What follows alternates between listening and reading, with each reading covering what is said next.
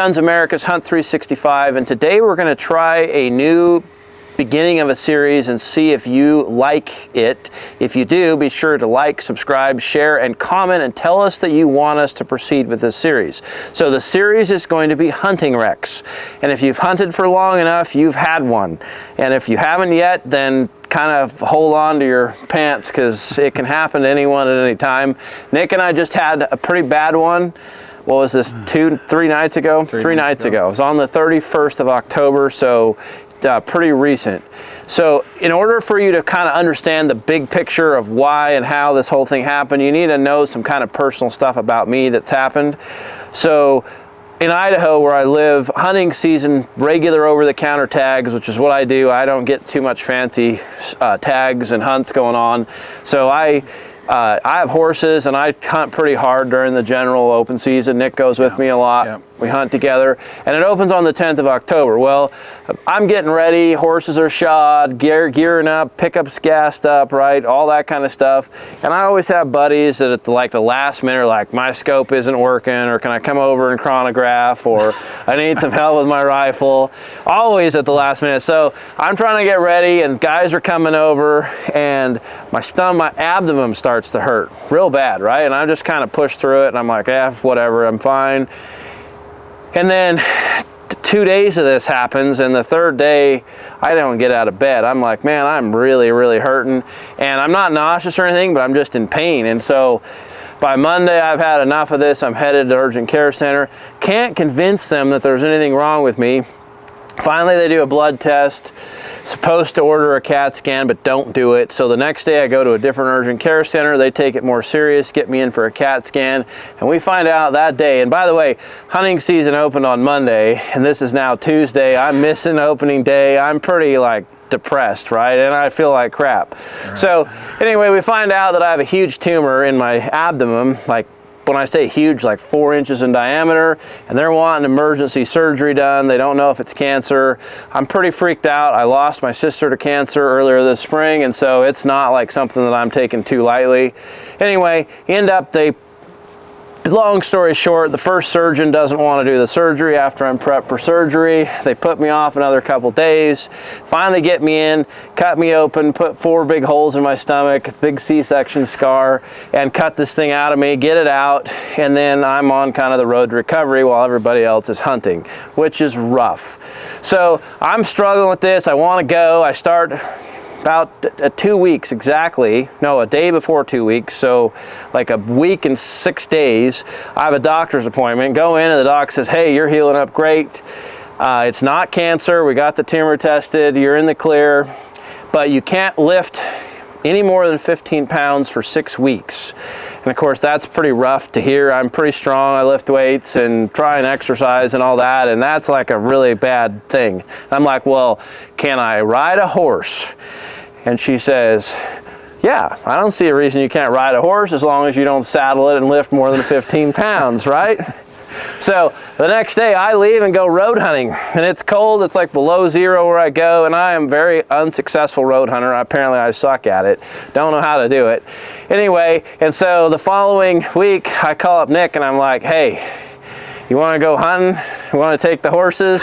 I need someone to go with me because I can't saddle them or lift anything. And he very kindly was like, yeah, I'll go babysit you. Yeah, I was waiting for that because we had plans to ride horses a little before. Yeah, we'd been planning on going. Look, I had 2 mule deer tags and 2 elk tags, and I'm going to eat both of them. And I paid out-of-state prices for some of them, and I feed these horses year-round to do this. And so last day of deer season, I'm like, we're going. So we get up and we take Sterling. He's 14 with us, and we get up at I got up at 3 in the morning, but we left and went and picked Nick up at about 4:15, and had a bit of a drive up to the mountains and got on horses. It's cold. It was about 18 degrees outside. It had been snowing a few days before, and the trails were icy and the mountains were slick. Anyway, we get in here and we end up going a lot further than we thought we were going to have to. In fact, what did we do that day? I think we did 21 miles. Yeah, we did 21 miles on the horses that day via GPS, so we know it's pretty accurate.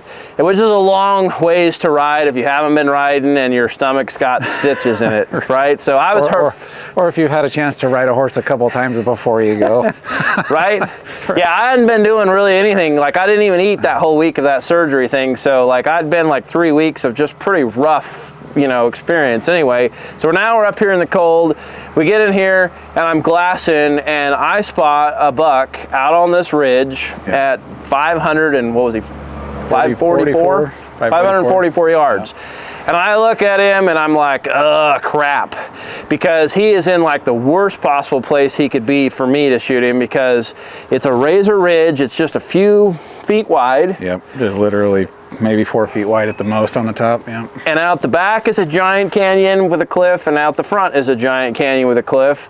And I looked at that and I'm like, it's not too hard of a shot. Like, I can make a 545 yard shot all day long.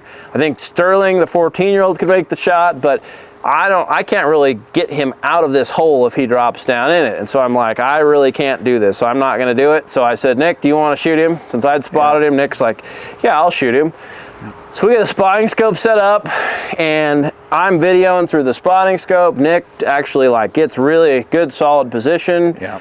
Messes around with his position for a while. Yeah, I mean, I took the time to cut the twigs out of the way and totally get ready, because it was a pretty tough shot where we were at on. Yeah, we were on a side hill with snow on it, and it was slick and hard to kind of get a good spot, but he had a good bipod, and we had a good range on him, and I was watching through the spotting scope. Anyway, shoots him and just hammers him. I mean, he was shooting a 7 short mag. What bull are you shooting? A 168 burger. Okay, so and it just slammed him. In fact, we'll just cut to the chaser and tell you, after we recovered him, like, you could stick your fist through the entrance. Right. It was a big hole. Yeah, it whacked him.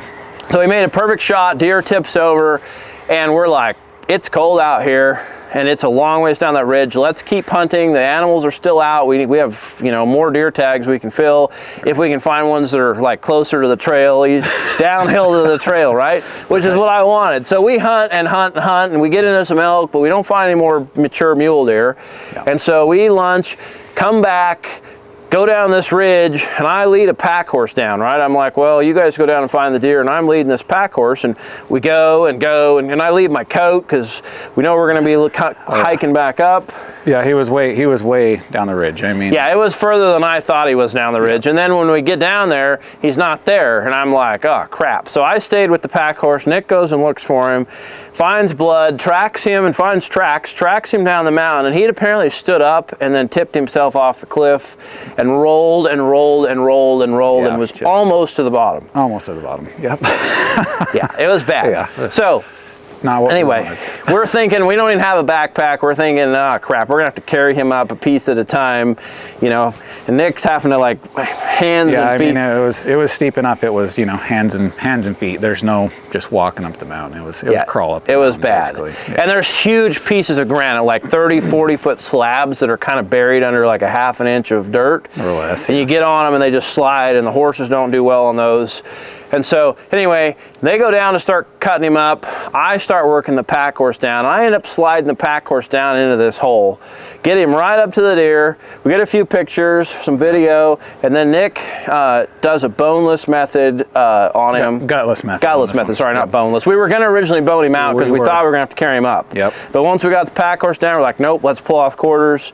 Gutless method. Yep, let's get him out of here as quick as possible. It's getting dark and cold, and we have 10 miles to ride out right at this point. Yeah. So, yeah, exactly. So we get him loaded on the pack horse and decide we can't go out the way we came in. It's too steep, can't get the horse back up that. So we start wandering up the bottom. Nick tries to stay a couple hundred yards in front of me so that we don't have to backtrack, because you can go one way and then find out you can't make it because there's literal cliff faces. Yeah, there was all over the place. All over the place. You'd go and then find out, oh, I can't get out of this. And so you'd have to backtrack around. Anyway, it's a bit of a disaster, and I'm kind of like, I'm pretty much done at this point. And at one point, we had Sterling lead the horse, Nick's out in front, and I'm grabbing the horse's tail, and he's pulling me out of here. Right. Yeah, it was a good thing we weren't any farther, because that was it. I know what you guys are thinking. You're thinking that's not that big of a wreck, and that's not the wreck story yet. But you need to understand why we're coming out in the dark to understand the wreck. So we get out to the horses. We're sweaty. It's getting cold. We put on all of our coats. In fact, I put on, and I mean, this is no plug for Everly stock, but I was running Everly stock gear that day, and I put on, they're puffy, and I put on this coat over the top, and then I had my binos on over the top of that, and I had a Garmin inReach, one of their emergency texters, on the outside, and I'm wearing suspenders, which I normally wear a belt because I can't stand to have a belt on with my stomach all cut up, right? So we get on horses, and the trail is iced up, it's slick, it's rutted, and it's about this wide. Yeah, maybe. Yeah. And it's like steep, and then the trail, and then steep, what, a mile to a mile and a half straight down to the river? Least, I'd say at least a mile and a half. It might even been 2 in some of that spot. Yeah, but I mean, we're talking about a sheer cliff. I mean, we're in the Rocky Mountains here in Idaho. We're on this narrow trail. It's dark. There's tree branches and brush hanging out over the trail. We're riding along the pitch black. And so if you guys haven't ridden horse before, like, artificial light is really bad for their eyes. In fact, if they get hit with like a white light, it kills their night vision for like 45 minutes or something. So they see very well in the dark. There was no moon yet. It did come out later at 3 or 4 in the morning, but it wasn't out yet, and it was really, really dark on this mountain. So we're riding in pitch black, quiet. We got a pack horse hauling the deer out, and we're in this single file line going down the mountain, and every time I'd get hit in the face with branches, I'd yell back, "Watch your eyes." Watch your eyes. And these guys would put their hands up so they didn't get hit in the eyes. Well, we're going along doing this, and so we're about 4 miles from the truck in the dark, and suddenly I get hit by a big branch right across the chest. I didn't see it, had no idea. I mean, I couldn't see my horse's ears. It was that dark. And this branch hits me and shoves me out of the saddle off the side, and it pushed me hard enough. I mean, I'm a good rider, I've ridden my whole life, and it pushed the whole horse, and I thought we were both going to go off the edge because this branch hit me so hard that it shoved us out off the trail and almost down. And the horse stumbles, catches his feet, and kind of like claws his way back up on there. Well, when all this happened, it tipped me out hard enough, and I'm big enough that I put a lot of pressure in that outside stirrup, and I ended up slipping the saddle over the top of his wither, and so the saddle went sideways. Well, I had a rifle on this side, and it's down there hitting him in the leg. He got hit hard enough when I got hit by the branch that, I mean, it made him stumble. I'm now hanging off the side of him with my leg up under his belly, gripping him. He literally thinks that a mountain lion is on top of him. And so he starts running. I mean, he isn't bucking or anything, but he just starts sprinting down this icy trail in the pitch black. I have a hold of the reins, and I'm yelling well, right? Yeah, I mean, we had no lights on, we had no headlamps. Yeah, but no one could see what's happening. True had a watch on his hand that apparently turns on when his heart rate goes up. Well, something. Yeah, one of those big Garmin watches, right? Those solar Garmin watches. Yeah. It's a great watch. Right. So I hear, True hit, watch out. And then the next thing you know, I see his wrist flipping around. And I see the branch stuck on him, and then it turns off, and he's just out of sight. He's 10, 15 feet away, and I can't see him anymore. Well, the horse we clear the branch, he regained his feet, horse is shooting down the trail. I'm hanging off, pretty sure I was holding more than 15 pounds at that point. Holding on the reins, trying to stop him, but the problem is my leg is up under his belly, the rifle's hitting him, he is scared out of his mind, and he didn't stop fast enough for me. Yeah, so at this point, I can't see what's going on, but we're stopped with the horses behind him, hoping that it all stops pretty quick. And anyways, you start seeing the light. I came off. Yeah. I came off, right? Yeah. And I didn't come off in the trail. I came off and went over the edge of the cliff. And I mean, I remember it was just black, but I remember hitting and going, oh,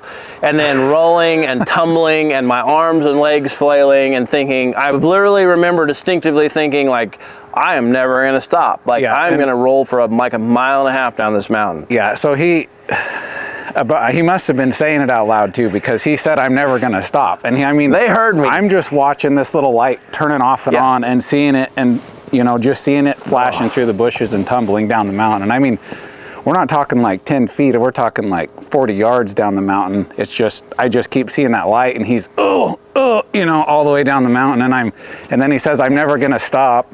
And at this point, I don't even know if he's got the horse with him. I'm imagining him and the horse are doing this together, which fortunately wasn't the case, but it was fortunate. Yeah.